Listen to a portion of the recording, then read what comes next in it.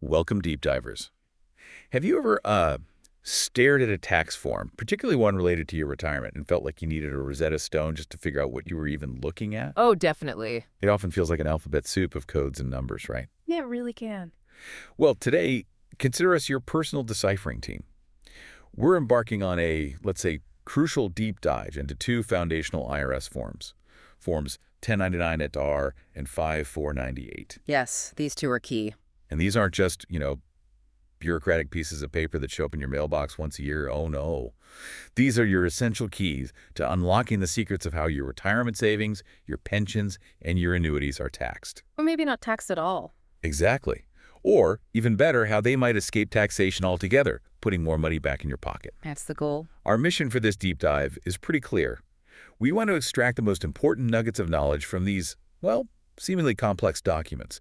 We want to help you quickly become truly well-informed, equipped with surprising facts, and hopefully just enough humor to keep you hooked. Think of it as a shortcut. Yeah, a shortcut to becoming a savvy interpreter of your own financial future. That's precisely it. And these forms, they really go far beyond just being annual paperwork required for tax filing.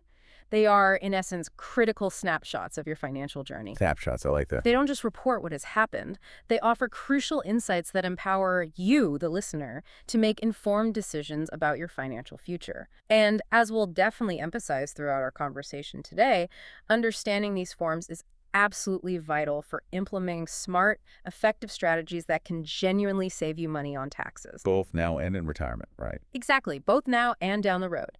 It's really about empowering you to control your financial destiny, not just react when the tax bill arrives. Okay, let's unpack this mission then. Our deep dive today is centered on understanding these core forms, 1099-R and 5498, with a real laser focus on how they empower smart tax planning. So to start us off in the simplest terms, what are these forms fundamentally, and what's their primary job? Okay, so at their very core, these forms are all about tracking the flow of money, specifically money going in and out of your retirement accounts. Think of them as two sides of the same coin, right? Each giving you a vital piece of the puzzle. Makes sense. Form 1099-R, the official title is Distributions from Pensions, Annuities, Retirement or Profit-Sharing Plans, IRAs, Insurance Contracts, etc. Quite a mouthful. Yeah, just a bit. But basically, it reports any money that has come out of these accounts. If you took a withdrawal, received a pension payment, moved funds around, you'll likely see it here. It's your withdrawal statement, your outgoing transaction record, essentially. Money out, 1099-R. Right. Then we have Form 5498, titled IRA Contribution Information. This form tells you what money went into your IRAs during the year, and it also tells you the fair market value of your IRA at year-end. Oh. So one tells you about the money flowing out, the other about the money flowing in, and the current value of your IRA. Together, they give you a pretty comprehensive picture. So one's about what you took out, the other's about what you put in, or maybe what your IRA is worth at the end of the year. But why do these documents matter so profoundly to you, our listener, beyond just, dutifully handing them over to your accountant or plugging numbers into tax software? What's the real power here? Well, yeah, they are definitely foundational for filing your tax return correctly. That's a given. You need them for that. But the real power, the truly transformative insight, it lies in understanding the tax implications of your financial choices. Okay. This understanding allows you to identify and then hopefully seize potential tax-saving opportunities. These forms, they work in concert, like I said, painting a full picture. For example, you might see a large gross distribution on your 1099-R. Right, a big number in box one. Exactly. Yeah. But if it was a direct rollover, your 5498 will likely confirm that contribution going into another IRA, signifying a tax-free movement of funds. See how they connect. Oh, okay, they cross-reference each other. They hold all the clues about whether a distribution is fully taxable, maybe completely tax-free, or unfortunately, sometimes even subject to a penalty. Our entire focus today is really on helping you decipher these clues and leverage this knowledge to your distinct financial advantage. Speaking of advantages, before we dive into the nitty-gritty of each box, it's probably worth noting some what's new for 2025 that directly impacts these tax-saving discussions. Oh, good point. There are a couple of key changes. Yeah, the IRS has introduced a new Code Y for Box 7 of Form 1099-R. This is specifically for qualified charitable distributions, or QCDs. Which is a big deal, actually. It really is, especially for anyone looking to combine philanthropy with smart tax planning. Also, on the administrative side, The automatic rollover amount, that's increased from $5,000 up to $7,000. Well, right, for those smaller balances when you leave a job. Exactly. These aren't just minor tweaks. They are key pieces of information that can directly impact your retirement planning and your tax-saving toolkit, as we'll explore. Absolutely. We'll definitely touch on those again. Okay, now let's truly get into the heart of Form 1099-R here. Decoding your distributions, item by item. First, can you clarify its general purpose and scope? What kind of distributions does it cover, and what's the threshold for reporting? Is it every single dollar? Not quite every dollar, but close. Form 1099-R is filed whenever there's a designated distribution of $10 or more. Okay, $10. $10 or more. And when we say designated distribution, we're talking about a surprisingly broad spectrum of payments. This isn't just about your regular pension checks, you know. Right, it's more than just that. It includes payments from pensions, annuities, profit-sharing plans, individual retirement arrangements or IRAs, and various insurance contracts. It even extends to less common scenarios like survivor income benefit payments, payments for permanent and total disability under life insurance contracts. And you mentioned charitable gift annuities earlier. Yes, and distributions related to charitable gift annuities. That's an interesting one. It sounds fascinating, that intersection of giving and financial planning. Can you give us just a quick taste of how those distributions appear on a 1099-R and why they're a potential tax-saving gem for some people? Sure. A charitable gift annuity is, well, it's a unique arrangement. You donate cash or property to a charity, and in exchange, they promise to pay you fixed income payments for life or sometimes for a set term. Okay, so you give and you get income back. Exactly. The distribution you receive from that annuity is reported on Form 1099-R. What makes it a potential tax-saving gem is that a portion of each payment you receive can be tax-free. Because it's considered a return of your original gift. Precisely. It's treated as a return of your principal, your original donation. So the taxable portion will appear in Box 2A, the taxable amount, while the non-taxable part, the return of principal, will be excluded. It's a way to support a cause you care about, receive steady income, and potentially reduce your taxable income over time. Interesting strategy. It is a sophisticated strategy, definitely, but one that certainly leverages tax benefits. Beyond these, Form 1099-R also reports military retirement annuities and survivor benefit annuities. Crucially, it covers governmental Section 457B plan distributions. And you said that's important because they're not on a W-2.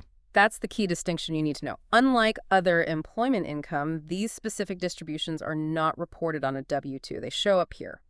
Dividends from employee stock ownership plans, known as Section 404K dividends, also find their home here. Okay. And as we noted, payments from matured or redeemed life insurance, annuity, and endowment contracts are reported on the 1099-R. But it's absolutely critical to understand that payments subject to Social Security and Medicare withholding, like your regular wages from an employer, Those are different. those are not on this form. Those are always on your W-2.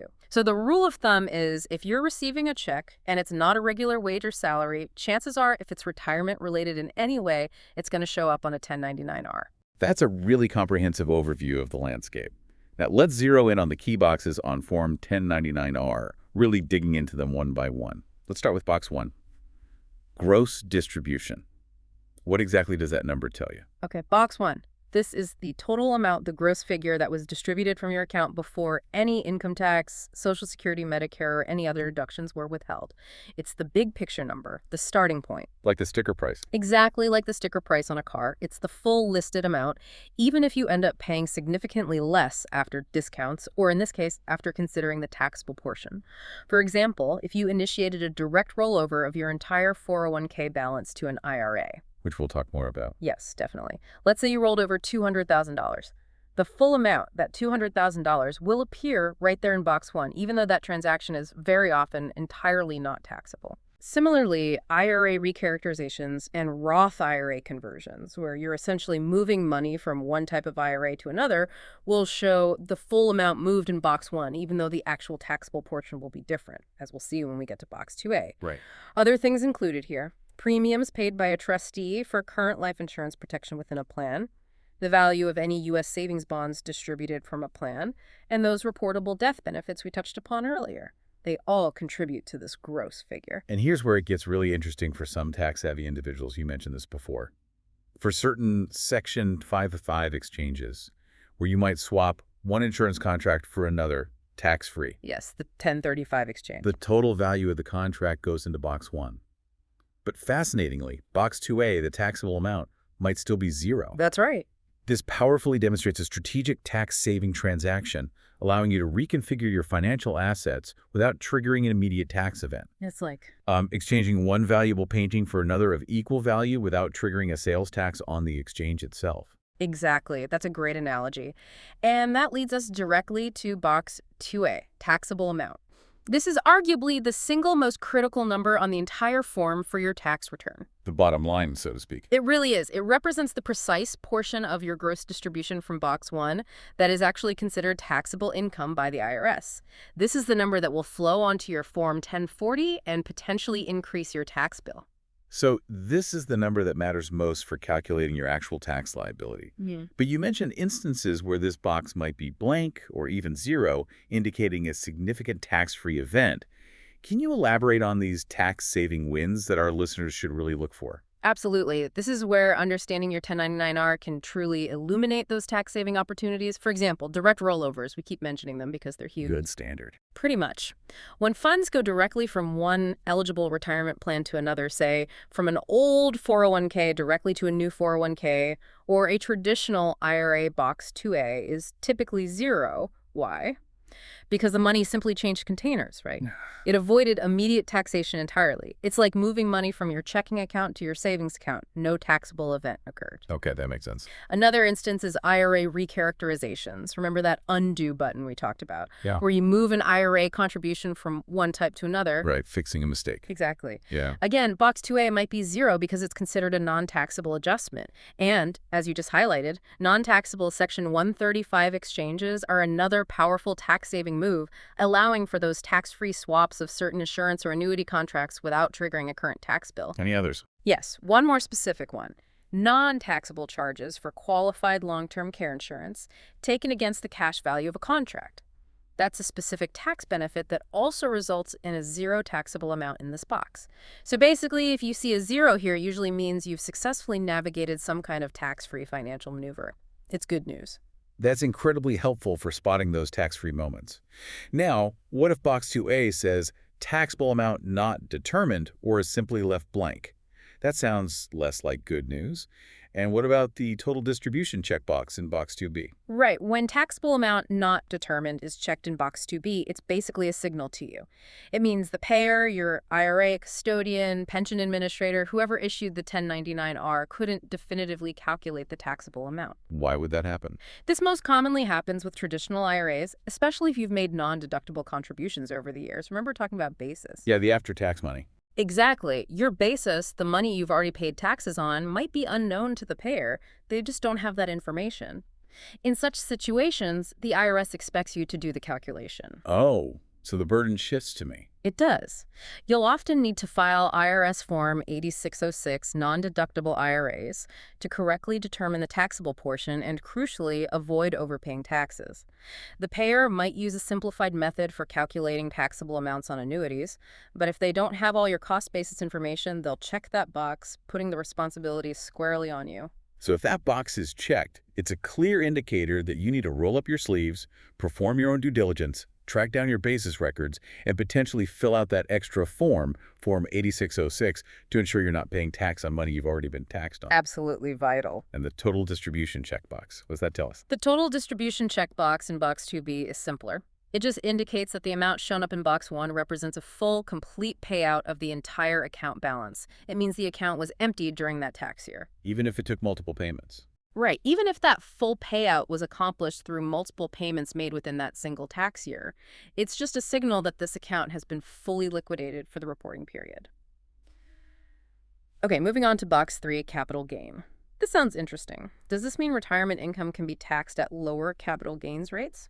Well, sometimes, but it's quite specific. This particular box relates to a rather specific and frankly historical tax benefit. It applies only to certain lump sum distributions from qualified plans received by individuals born before January 2, 1936, or their beneficiaries. Ah, so a very specific group. Very specific. For this niche group, it allows a portion of their lump sum distribution to be taxed at capital gain rates, which historically were often more favorable than ordinary income rates for this type of large payout. So if you or perhaps a beneficiary receiving an inheritance falls into that very specific age category and received a lump sum from a qualified plan, this box could signify a unique, valuable tax advantage. But for most people listening, it won't apply. Okay, good to know. A historical footnote, mostly. Pretty much. Next up, Box 4. Federal employer tax withheld. This seems straightforward. It's the tax already taken out.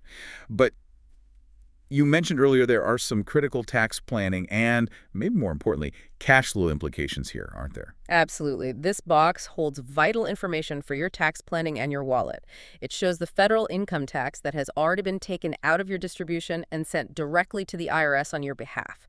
But the major point you need to be acutely aware of here is the 20% mandatory withholding rule. Right, the 20% rule. Explain that again. Okay. This applies specifically to eligible rollover distributions that are not directly rolled over. So if you take the cash yourself. Exactly. If you decide to take a cash distribution from a qualified plan, like an old 401k, instead of arranging a direct trustee-to-trustee transfer to another retirement account, the plan administrator is legally required to withhold 20% of that amount and send it straight to the IRS. Wow, 20% right off the top. Right off the top. For example, if you withdraw $100,000, you'll only receive a check for $80,000. That other $20,000 goes straight to Uncle Sam as a sort of prepayment of taxes. Even if I plan to roll it over within 60 days. Yes.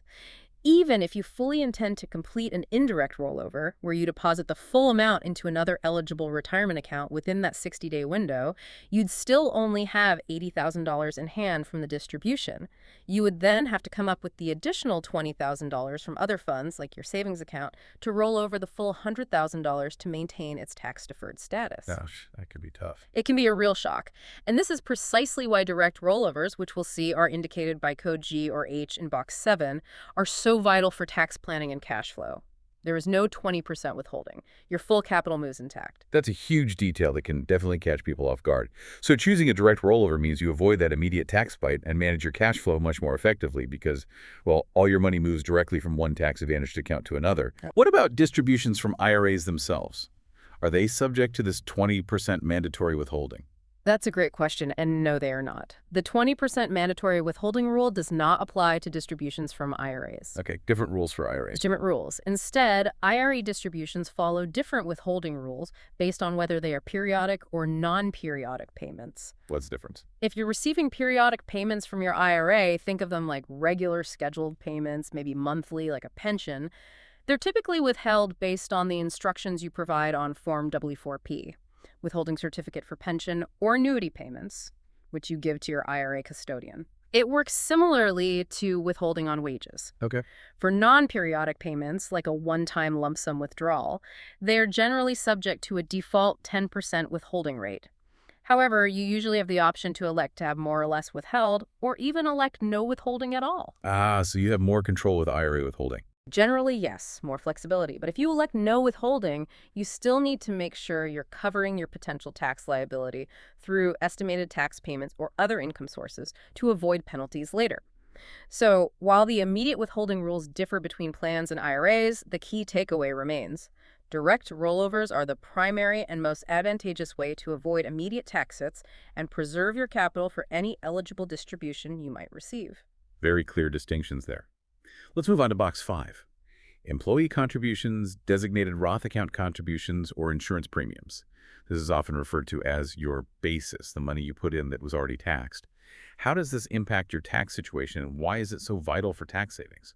This box 5, is absolutely critical for your tax savings because it represents the money you contributed to a retirement plan or perhaps paid for insurance premiums using after-tax dollars. This is your money that you've already paid into tax on once. So you shouldn't pay tax on it again when it comes out. Exactly. You are entitled to get this basis amount back tax-free. It directly reduces the taxable portion of your distribution, the number that appears in box 2A.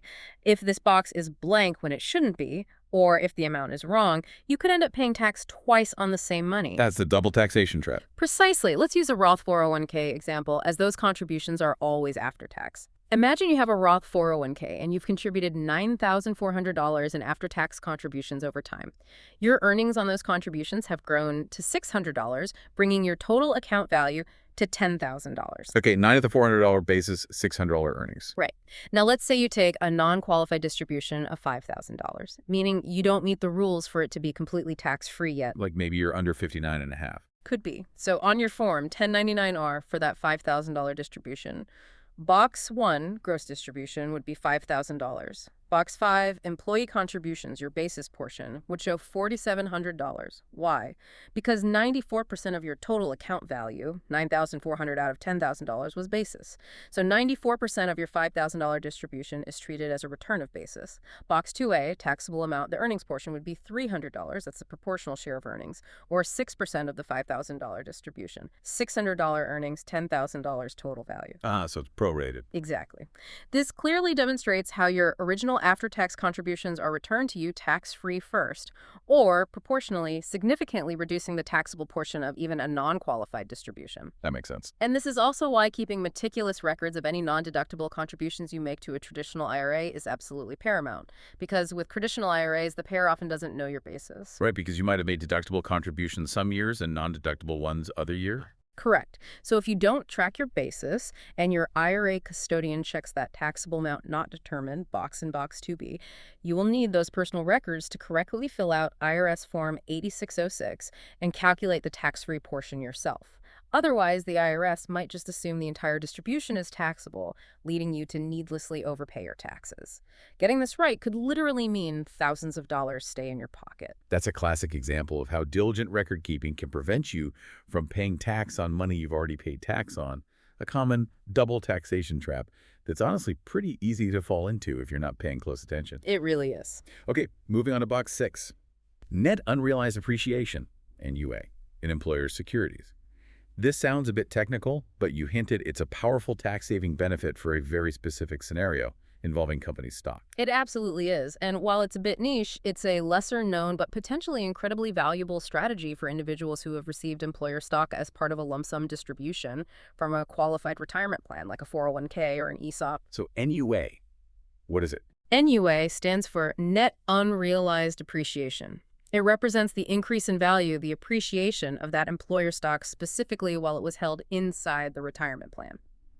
What's special and potentially very lucrative about NUA is that this appreciation amount is generally not taxed as ordinary income when it's distributed from the plan as part of that lump sum. Okay, so you don't pay ordinary income tax on the growth inside the plan.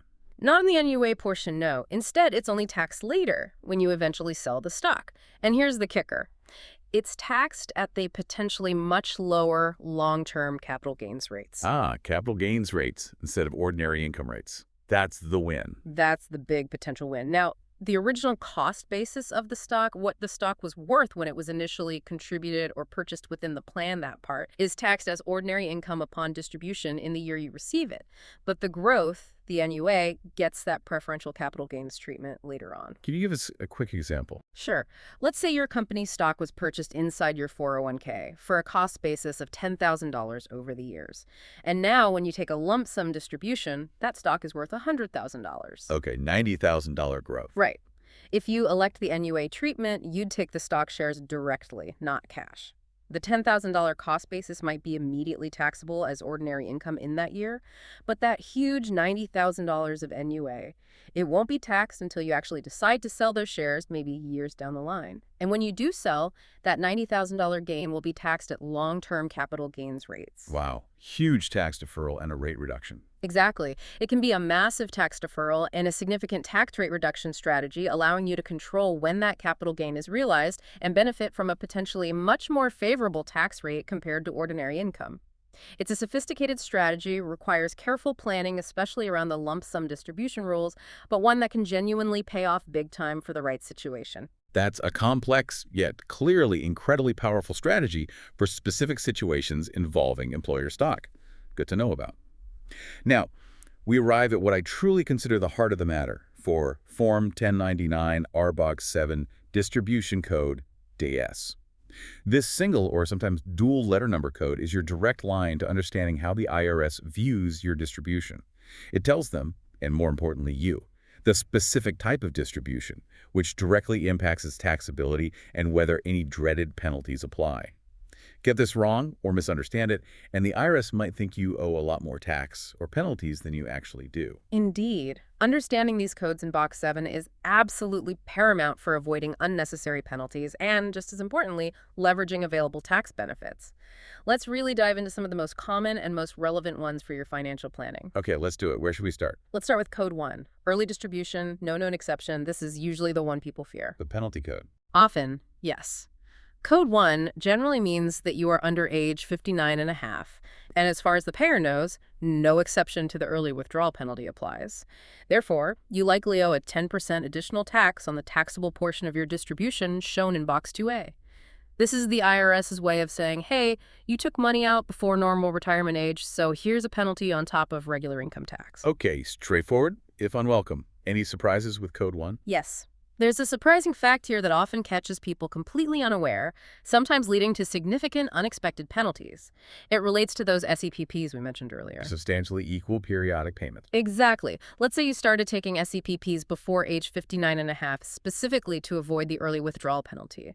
If you modify that series of payments in any way that violates the strict IRS rules within 5 years of starting them, or before you actually reach age 59 and a half, if that 5-year period is longer, then that 10% penalty can be triggered retroactively. Retroactively, on all the payments. Yes. On all the prior penalty-free withdrawals you took under the SEP plan. It's called the recapture tax. This is a critical insight for penalty avoidance. If you're using a SEP strategy, you absolutely must stick to the strict payment schedule and calculation method until the required period ends. It's definitely a high-wire act, but for some folks, it's the only viable way to get early access to their retirement funds without penalty. Messing it up is costly. Wow, that's a serious trap to be aware of. So, adhering religiously to those SEP rules is absolutely vital for early withdrawal strategies. Makes sense. But what about Code 2? Early distribution, exception applies. This sounds like the good news version for early withdrawals. It is. Code 2 is the flip side. It means, yes, you're under 59 and a half, but the payer believes a specific recognized exception applies, preventing that 10% additional tax penalty. This is where truly valuable tax-saving highlights often emerge. Like what kind of exceptions? Well, for example, this code applies to Roth IRA conversions. Remember, the conversion itself might be taxable if it involves pre-tax money, but there's no 10% early withdrawal penalty on the distribution from the traditional account that's used for the conversion. Okay, conversion itself, no penalty. Right. Also, distributions that happen because of an IRS levy on your retirement account are exempt from the penalty. Critically, as we noted before, distributions from governmental 457B plans are generally not subject to the 10% tax either, unless those funds were originally rolled over from another type of plan, like a 401k. That's a key benefit for public sector employees. Are there any age-related exceptions under Code 2 that could apply to our listeners, besides the main 59.5 rule? Yes, very important ones that come up frequently. If you separate from service from your employer, meaning you leave your job, whether voluntarily or not, in or after the year you reach age 55, and you then take a distribution from that specific employer's qualified plan, like their 401k or pension, it typically avoids the 10% penalty. This is often called the age 55 rule. Okay, age 55 and separated from service.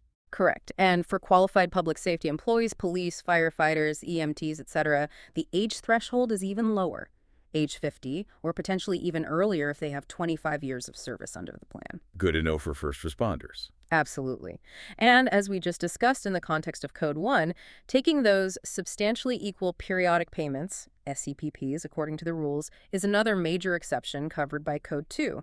It allows early withdrawals without penalty as long as you meticulously follow the IRS guidelines for determining the payment amount and stick rigidly to the schedule. Finally, certain permissible withdrawals from an eligible automatic contribution arrangement, EACA, within a 401k are also covered by Code 2. So, seeing a 2 in Box 7 generally means the payer believes you've met one of these important exceptions to the penalty. That's a really comprehensive list of ways to potentially avoid that often costly early withdrawal penalty. Good stuff. Let's shift gears slightly. What about Code 4, death? What does that signify? Code 4 indicates a payment made to a beneficiary that could be a surviving spouse, a child, an estate, or a trust following the death of the original account owner. The crucial takeaway here, and it's a significant point for financial planning for families, is that there is no 10% early distribution penalty applied to these death distributions. Regardless of age. Regardless of the decedent's age at death or the beneficiary's age when they receive the money, This is very important for understanding the tax treatment of inherited IRAs and other inherited retirement accounts. The distribution itself may still be taxable income to the beneficiary, unless it's from a Roth account that meets the rules, but it won't be hit with that additional 10% early withdrawal penalty. Okay, that provides some relief in a difficult time. Now let's turn to Code 5, prohibited transaction. This just sounds bad, like a glaring red flag, a serious warning for anyone managing their own IRA, perhaps. It's precisely that. Code 5 is a major warning sign and should serve as a stark reminder about the importance of proper IRA management. If your IRA engages in a prohibited transaction, and the rules here are strict, it can have catastrophic tax consequences. What counts as a prohibited transaction? Things like borrowing money from your IRA, selling property to your IRA, using your IRA as security for a loan, buying property for personal use with IRA funds, or generally any kind of self-dealing between you or other disqualified persons like family members and the IRA's assets. Okay, basically treating the IRA like your personal piggy bank. Essentially, yes. If a prohibited transaction occurs, the entire IRA is treated as if it were fully distributed to you on the very first day of the tax year in which that transaction happened. This whole IRA, instantly taxable. The whole thing. The full fair market value of the IRA becomes immediately taxable income to you in that year, plus you'll likely owe the 10% additional tax penalty if you're under 59.5. This code truly underscores the vital importance of adhering to strict IRS rules for IRA investments and transactions to avoid massive and immediate tax penalties. It's definitely a don't try this at home scenario unless you are absolutely certain you understand the complex rules. Get professional advice if you're unsure. A very clear lesson in meticulous IRA stewardship and strictly avoiding self-dealing. Yikes. How about Code 6, Section 1035 Exchange? This sounds like another one of those potentially fantastic tax-saving maneuvers we talked about earlier. It is indeed a major tax saving and, maybe more accurately, tax deferral strategy for specific types of financial products. Code 6 indicates a tax-free exchange, a swap of one insurance contract, annuity contract, or qualified long-term care insurance contract for another similar type of contract. So you can switch products without paying tax. Correct, under specific circumstances. For example, you could potentially swap an old life insurance policy for a new one with better features, or maybe convert a life insurance policy that you no longer need the death benefit from into an annuity that provides retirement income, or even exchange an existing annuity for a qualified long-term care insurance contract to help cover future care costs. As long as the specific IRS rules for 1035 exchanges are meticulously followed, like ensuring the contracts are of a similar type and the exchange is done directly between insurance companies, this allows for tremendous financial flexibility and crucial tax deferral. It means you can often reposition your assets to better suit your changing needs and goals without creating an unwelcome, immediate tax bill in the process. That's fantastic for financial repositioning without triggering those unexpected tax consequences. Good to know about Code 6. And Code 7, normal distribution. This sounds like, wow, the ideal scenario, the way things are supposed to work. Code 7 generally signifies a normal routine distribution, exactly as you said. This typically applies to participants who are age 59.5 or older, meaning they've reached the standard age to access retirement funds without penalty. It can also apply to certain distributions from life insurance or annuity contracts that don't fall under other specific codes. When you see Code 7, it usually means that no 10% early withdrawal penalty applies, and the distribution is being reported simply as part of a regular payout schedule, or because you've reached the normal age for penalty-free access. If no other more specific code, like Code 4 for death or Code G for rollover, fits the situation, Code 7 is often the default code used for regular penalty-free payouts. Okay, the standard no penalty distribution for those who've reached retirement age.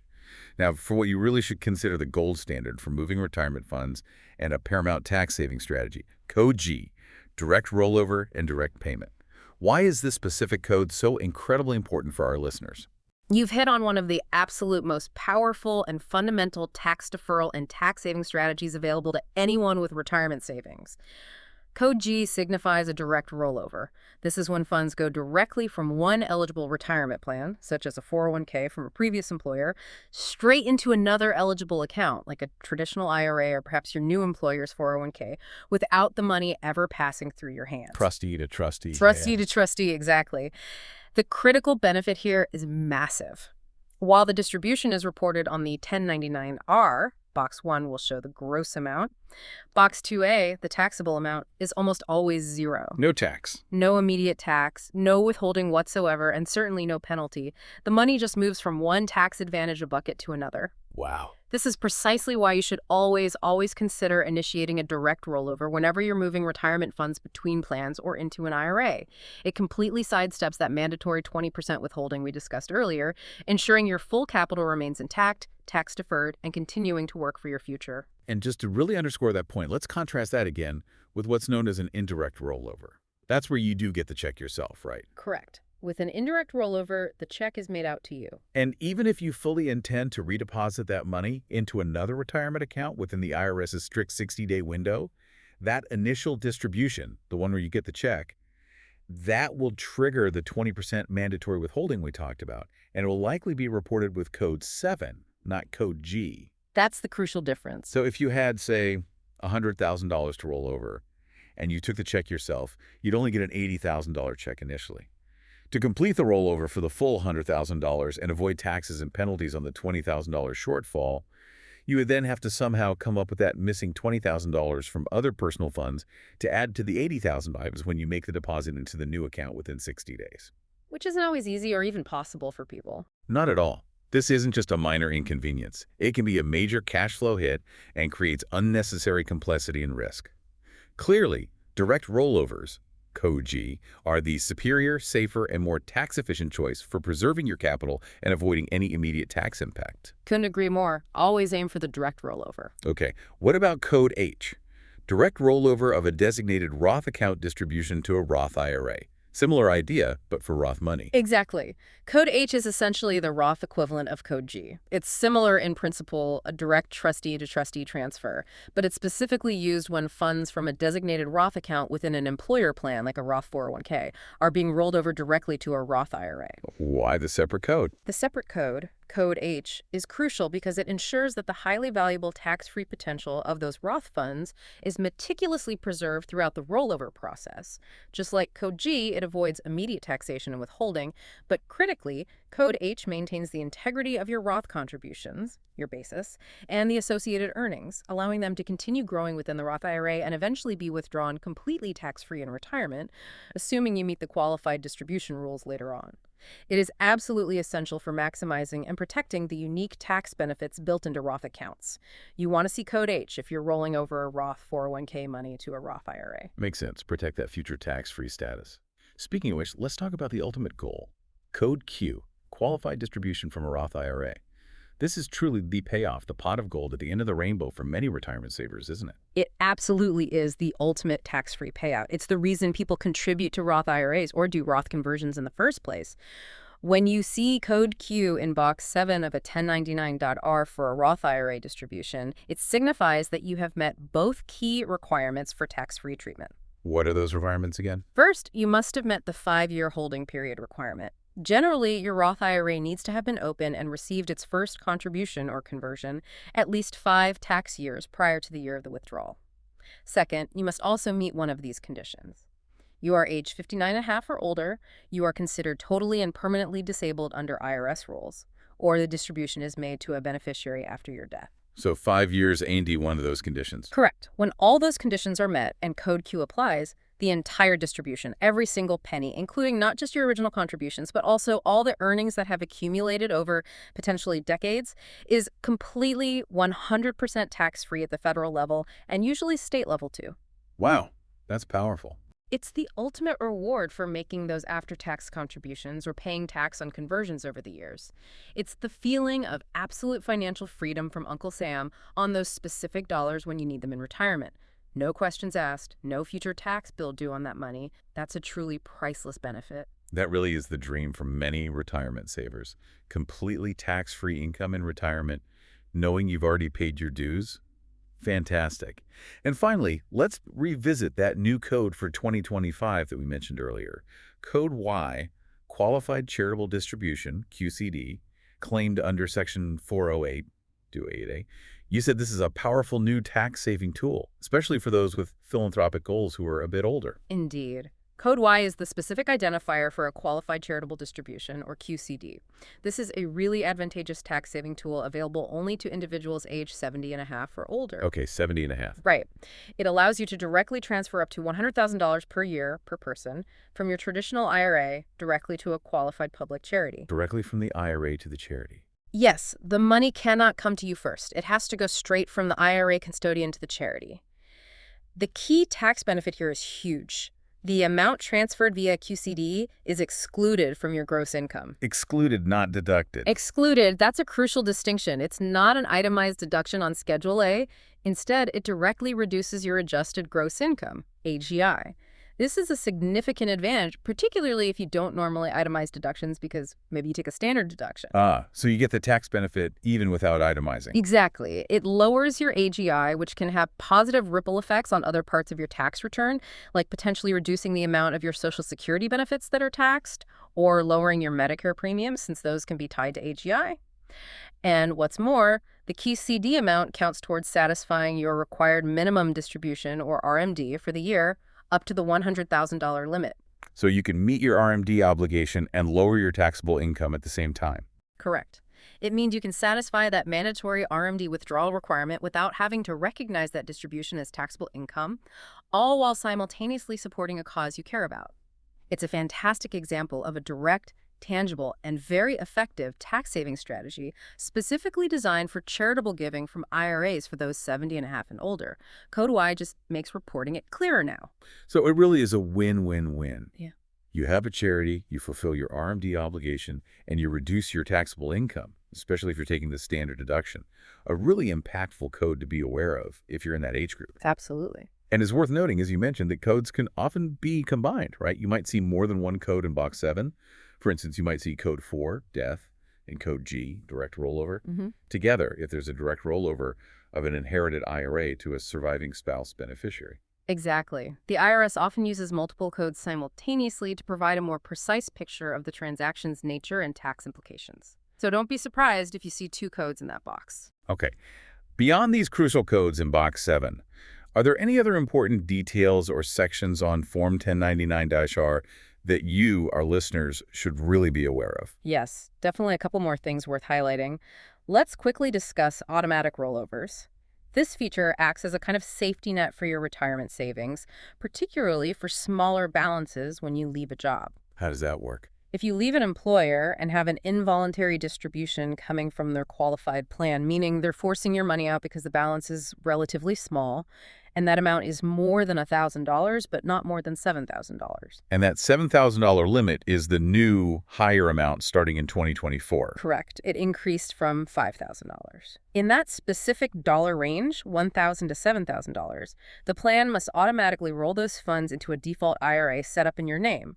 This happens automatically unless you specifically elect otherwise, like choosing to take the cash subject to withholding or directing it to another retirement account yourself. Why do they do that automatically? This mechanism is really designed to protect your retirement savings from being prematurely cashed out and immediately taxed, which often happened with smaller balances in the past.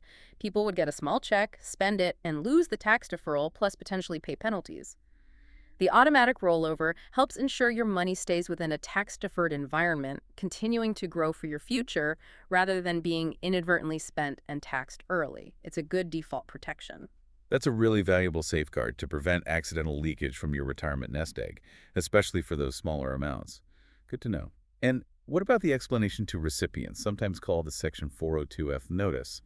This sounds like one of those dense documents that most of us probably glance at and then immediately file away or, let's be honest, toss. And that would definitely be a mistake. While it might look dense, this notice is absolutely crucial for you to read carefully whenever you're eligible for a distribution that could be rolled over.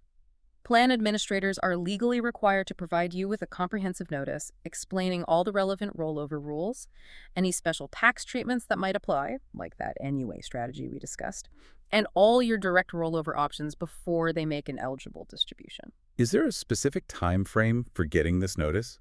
Yes, they must provide it to you generally no more than 180 days and no fewer than 30 days before the distribution date, giving you time to consider your options. Think of it as your personalized instruction manual for moving your retirement money wisely. It explains your choices, clearly details the mandatory 20% withholding consequences if you decide to take the cash yourself, and crucially, it often clarifies how distributions from the receiving plan, like an IRA or a new 401k, might have different restrictions, investment options, or tax consequences compared to your old plan. It's your essential guide to ensuring you don't inadvertently trigger an unwanted tax event or miss out on a valuable tax-saving opportunity. Seriously, don't just toss it aside. Read it. Okay, message received. Definitely don't treat that 402F notice like junk mail. It's important. And finally, what if you receive a corrected Form 1099-R in the mail? What should you do then? If there's an error on the Form 1099-R you initially receive, and let's face it, errors can and do happen, maybe a wrong amount, a missing code, misspelled name, wrong SSN, the payer, the institution that issued it, is obligated to issue a corrected form. It will typically have a box checked near the top that says, corrected. So what's my action step if I get one? This is exactly why you should always carefully review these forms as soon as you receive them and compare them against your own meticulous records. Check them against your year-end account statements, any personal contribution records you maintain, especially for basis, and your own understanding of the transactions that occurred. If you spot a discrepancy between the original 1099-R and your records, or if you receive a corrected form, make sure the correction aligns with your records. If you still think something is wrong, even on the corrected form, or if you identify an error on the original and haven't received a correction, contact the payer immediately to discuss it and request a further correction if necessary. It's your money and ultimately your tax liability, so ensuring the accuracy of these forms is paramount before you file your tax return. Great advice. Always verify. Okay, now that we've thoroughly unpacked Form 1099-R, which, as we said, details what comes out of your retirement accounts, let's pivot to its equally important companion, Form 5498. Tracking your IRA contributions and value, again, going item by item. First off, a practical question. When should you typically expect to receive this form? It comes later, right? Yes, that's correct. Form 5498 is filed by the IRA trustees or issuers, the banks or brokerage firms holding your IRA. But you, as the IRA owner, usually receive your copy quite a bit later than your Form 1099-R. You'll typically get it by June 1st of the year after the contributions are made. June 1st. Why so late? Tax day is usually April 15th. That's because you can make IRA contributions for a specific tax year right up until the tax filing deadline of the following year. For example, you can make contributions for the 2025 tax year anytime between January 1, 2025 and April 15th, 2026. So the IRA trustee needs that extra time until June 1st, 2026 to report all the contributions made for the 2025 tax year, including those made in early 2026. That makes sense. So for 2025 contributions, expect the 5498 around June 1st, 2026. Exactly. And this form serves two primary purposes. First, it reports all the different types of contributions made to your IRA for that specific year. Regular contributions, rollover contributions, any Roth IRA conversions, SEP contributions, simple contributions, all the money going in. And second, importantly, it states the fair market value, FMV, of your IRA account as of the end of the previous calendar year, December 31st. So Form 5498 is really all about what's going into your IRA and what that account is worth at year end. Okay, let's briefly differentiate between the main types of IRAs again, just as a quick refresher, because their contribution rules and tax treatments vary quite a bit, and it's essential for our listeners to understand which type their Form 5498 relates to. Right, it's good to keep these straight. We have traditional IRAs where your contributions might be tax deductible in the year you make them, depending on your income and whether you have a retirement plan at work. This gives you potential immediate tax savings, but then your withdrawals in retirement are generally taxable as ordinary income. Tax deduction now, tax bill later. Pretty much. Oh. Then there are Roth IRAs. These are funded with after-tax money, meaning your contributions are not tax deductible now. But the big payoff is the potential for tax-free growth and, crucially, completely tax-free withdrawals in retirement, provided you meet those qualified distribution rules we discussed, Code Q. No tax deduction now, but hopefully no tax bill later. That's the trade-off. We also have SEP IRAs, which stands for Simplified Employee Pension Plans. These are typically employer-funded retirement plans, primarily used by small businesses and self-employed individuals. Contributions are generally made by the employer, are tax-deductible for the business, and grow tax-deferred for the employee. Okay, for a small business self-employed. And finally, Simple IRAs, that stands for Savings Incentive Match Plan for Employees. This is another type of employer-sponsored plan, also often used by small businesses, that involves both employee salary deferrals, pre-tax, and required employer contributions, either a match or a flat percentage. Like SIPs and traditionals, funds grow tax-deferred. Each type has unique contribution limits and distinct tax implications for both contributions and distributions, which makes understanding exactly what's being reported on your Form 5498 even more vital for correct tax filing and planning. Great overview. Now, let's dive into the contribution section, specifically on Form 5498, covering boxes 1, 8, 9, and 10. How do these boxes specifically highlight potential tax planning opportunities for you, the listener? Okay, these boxes are really the heart of the money in part of Form 5498. They delineate the different types of contributions made for the year, and each has its own distinct tax implications, offering various avenues for tax planning and savings. Let's start with Box 1, regular IRA contributions. This is where your personal contributions to a traditional IRA are reported. As we just discussed, these contributions, depending on your income level and whether you're covered by a retirement plan at work, might be fully or partially tax deductible. If they are deductible, they offer immediate tax savings by reducing your taxable income in the current year. That's a powerful incentive to contribute, especially if you're looking to lower your current tax bill. Box 1 confirms the amount you put in. Then there's Box 8, ESSEC contributions. This reports contributions your employer makes to your SEP IRA, if you have one. These contributions are generally made pre-tax, meaning they're not included in your taxable income when made by the employer, and they grow tax-deferred within the account. This confirms the tax-efficient retirement funding provided by your employer or your own business if self-employed. Box 9, simple contributions. This box includes both your employee salary deferrals, money you elected to have taken from your pay, and any employer matching or non-elective contributions made to your simple IRA plan. Like SEP contributions, these amounts are generally contributed pre-tax and grow tax-deferred. And finally, Box 10, Roth IRA contributions. This reports your personal contributions made with after-tax money directly into your Roth IRA. While these contributions aren't deductible now, seeing this amount confirms you're building towards that crucial goal of future tax-free growth and ultimately completely tax-free withdrawals in retirement. This makes tracking Roth contributions a cornerstone of long-term tax planning. So each box tells a different story about how money got into the IRA and its potential tax impact. Exactly. And a key tax planning and retirement planning tool that's captured implicitly by these contribution boxes is the concept of catch-up contributions. Ah, yes, for those nearing retirement. Right. If you are age 50 or older by the end of the tax year, December 31st, the IRS allows you to contribute additional amounts beyond the regular annual limits to your IRA, both traditional and Roth, and also to employer plans like 401ks and Simples. For example, let's say the regular IRA contribution limit in 2025 is $7,000. If you're 50 or older, you might be able to contribute an extra $11,000 catch-up amount, bringing your total potential contribution reported in Box 1 or Box 10 up to $8,000. That extra $1,000 can make a big difference over time. It really can. This is a vital tool to maximize your retirement savings, especially as you approach your later working years. It allows you to significantly boost your nest egg and take advantage of additional tax deductions, if contributing to a traditional IRA, or lock in more future tax-free growth, if contributing to a Roth.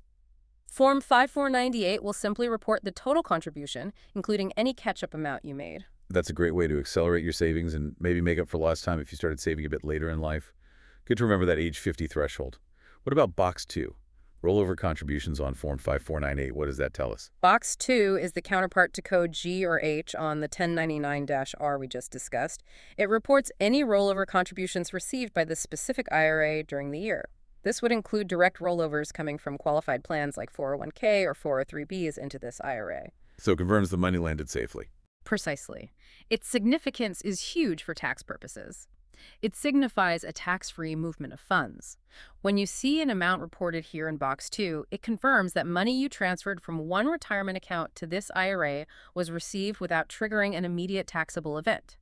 It's confirmation that your tax-deferred or tax-free Roth status was successfully preserved during the transfer, so you don't owe any immediate taxes on that amount. It completes the picture started by the 1099-R. Okay, good confirmation. And Box 3, Roth IRA conversion amount. This relates to shifting money from traditional to Roth, right? Yes, exactly.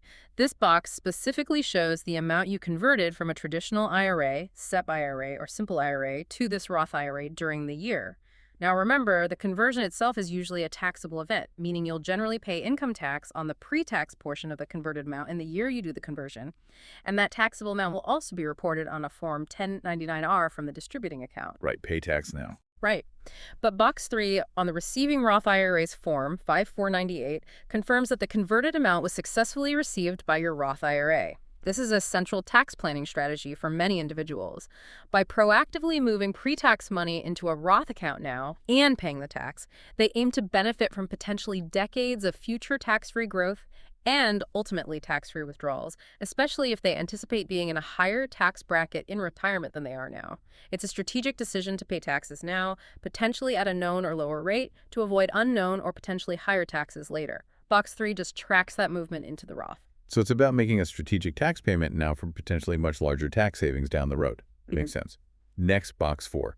Recharacterize contributions. You called this the undo button earlier. Can you elaborate on how this works on Form 5498? Sure. It really is essentially a tax planning undo button, and it's a very helpful feature for correcting certain contribution mistakes.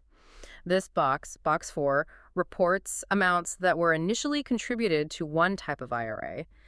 Let's say you contributed to a Roth IRA, but then later, before the tax filing deadline, including extensions, you moved or recharacterized that contribution to another type of IRA, like a traditional IRA. Why would someone do that? A common reason is realizing your income for the year ended up being too high to be eligible to make direct Roth IRA contributions according to the IRS limits.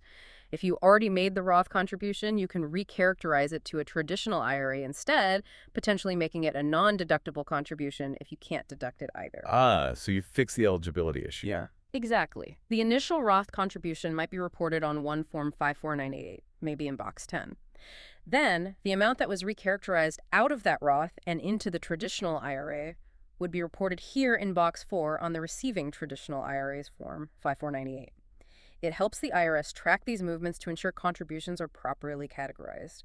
It's a crucial mechanism for correcting contribution errors and avoiding potential excess contribution penalties. But didn't you say there's a limit on recharacterizing? Yes, very important limit.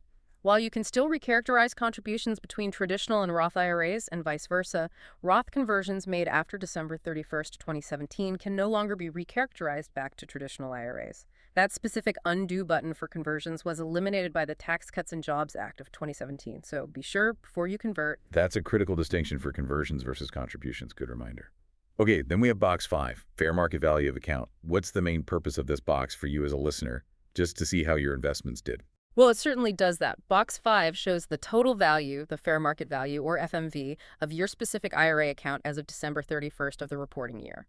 But its primary use for the IRS, and consequently its main importance for you from a tax perspective, is that this end-of-year value, along with your age and the IRS's life expectancy tables, uniform lifetime table usually, is used to calculate your required minimum distributions, RMDs, for future years once you reach RMD age. So this number is the basis for future RMD calculations. Exactly. It gives both you and the IRS a clear official snapshot of your account's worth at that specific point in time, which becomes foundational for calculating those mandatory future distributions and ensuring you take out the right amount to avoid penalties. And speaking of RMDs, that brings us directly to the bottom of the form. Box 11, check if RMD for next year. And Box 12A, RMD date 12B, RMD amount. You stressed earlier these are absolutely critical for avoiding penalties. Tell us more about this section, because this seems like where a lot of people can get into serious trouble with the IRS if they're not careful. You are absolutely right to highlight the section. Boxes 11 and 12 are paramount for avoiding potentially severe penalties once you reach RMD age. If you are required to take an RMD for the upcoming calendar year, for example, the Form 5498 you receive in mid-2025 for the 2024 tax year might have Box 11 checked if you have an RMD due for 2026. Your IRA trustee must inform you via this form. So Box 11 is the warning flag. It's the official heads up. Box 11 will be checked if an RMD is due for the following year. Now, the RMD rule, just as a reminder, states that you generally must start taking distributions from your traditional IRAs, as well as SEP and simple IRAs, and most other retirement plans like 401ks, beginning with the calendar year in which you turn age 73. Note, this age threshold has changed over the years. It's currently 73 for those reaching that age after December 31st, 2022, and before Jan 1, 2033. Roth IRAs, importantly, do not have RMDs for the original owner during their lifetime. Okay, age 73 for traditional IRAs currently. Now, the penalty, you said it was severe. It is severe.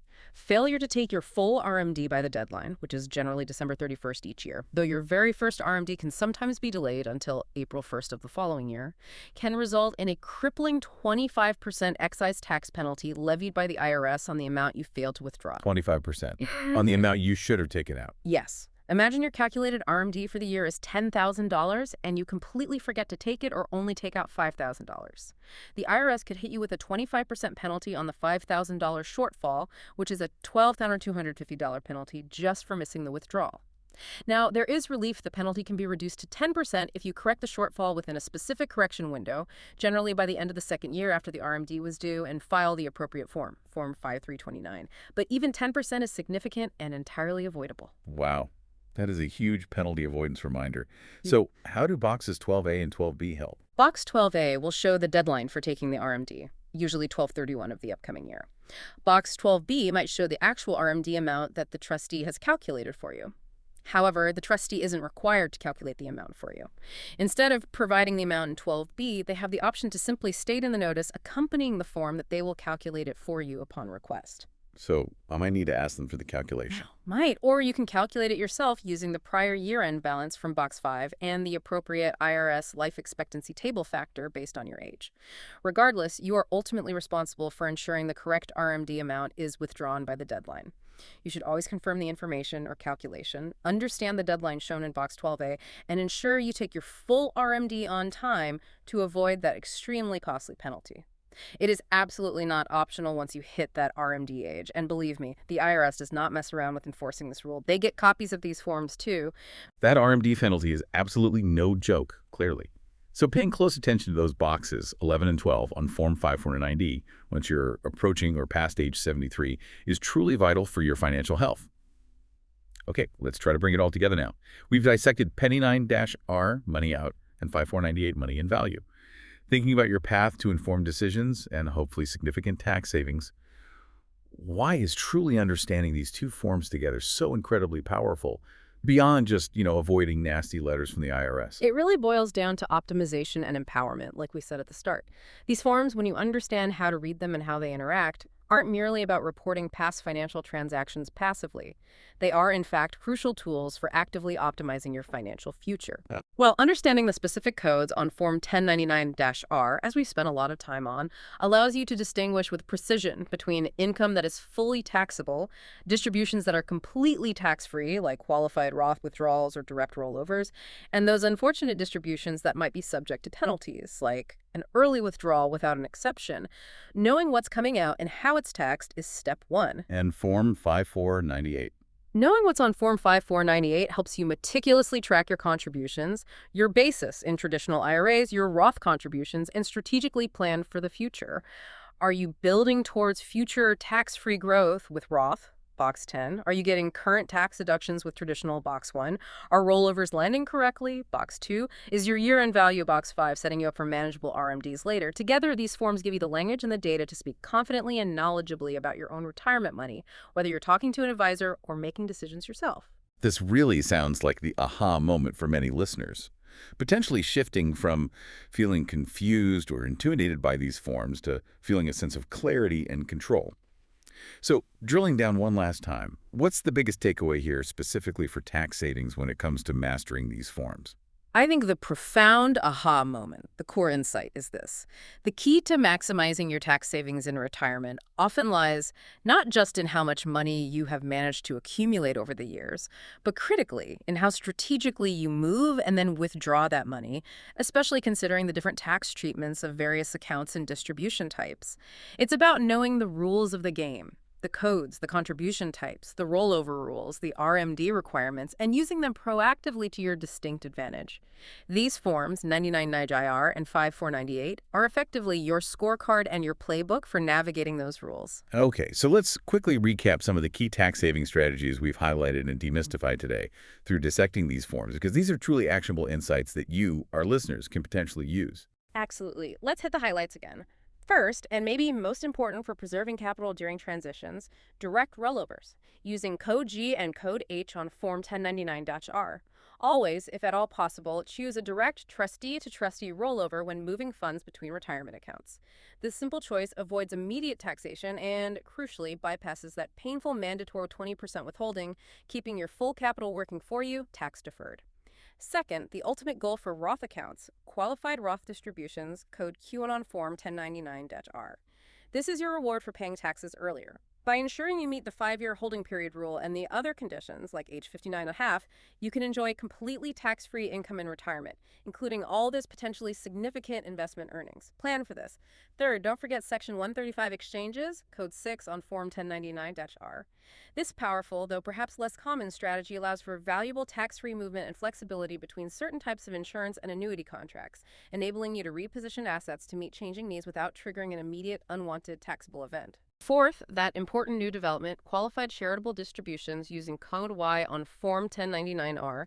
For those aged 70 and a half and older with traditional IRAs, this is a fantastic way to directly reduce your taxable income by excluding the distribution used for charity while simultaneously fulfilling your philanthropic goals and satisfying your RMD, especially beneficial if you don't itemize. Fifth, never forget understanding and tracking your basis. Box 5 on 1099-R for plans Roth, and your own meticulous records for non-deductible traditional IRA contributions. Always ensure you don't pay tax on money you've already paid tax on. Keep those records of your after-tax contributions and use Form 8606 diligently if required for traditional IRA distributions. Don't give Uncle Sam more than he's due. And finally, 6, penalty avoidance, known in codes 2347 on Form 1099-R, understanding SPP rules and religiously taking your RMDs as shown required by Form 5498. Knowing the exceptions to early withdrawal penalties, understanding the strict implications and recapture risks of modifying SEPPs, and always taking your required minimum distributions on time are absolutely crucial to avoiding costly and often substantial IRS penalties.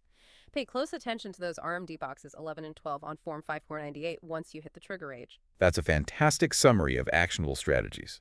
This is truly about empowering you to be the ultimate steward, the active manager of your own financial future. These forms, 1099-R and 5498, they aren't just bureaucratic hurdles or tedious paperwork to be endured. They are, as we've hopefully shown today, potentially powerful tools when understood correctly. Exactly. Use them to ask smarter, more informed questions of your financial advisor or tax professional. Use them to confirm the accuracy of the information you receive against your own records. And most importantly, use the understanding you gain from them to make strategic decisions that can genuinely optimize your retirement planning and lead to significant, tangible tax savings over your lifetime. Well said. And maybe a final thought to leave our listeners with.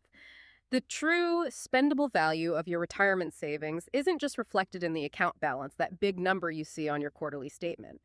It's significantly impacted by how strategically, how tax efficiently you can access those funds throughout your life without incurring unnecessary taxes or penalties. So how might understanding these tax codes, these forms, these strategies we discussed today unlock a profoundly different, perhaps more confident and proactive approach to achieving your financial freedom, not just for you today, but potentially for generations to come, as you think about eventually passing on your wealth in the most tax-efficient way possible? That is a powerful thought to consider indeed. How much of that balance is truly yours after taxes? Understanding these forms helps answer that. Thank you so much for joining us on this deep dive into the often confusing world of Forms 1099-R and 5498. While they can seem complex at first glance, understanding them is incredibly empowering, and we truly hope this conversation is giving you the tools, the insights, and the confidence to approach your retirement planning and tax filing with newfound clarity. Keep exploring, keep learning, and we'll see you on the next deep dive.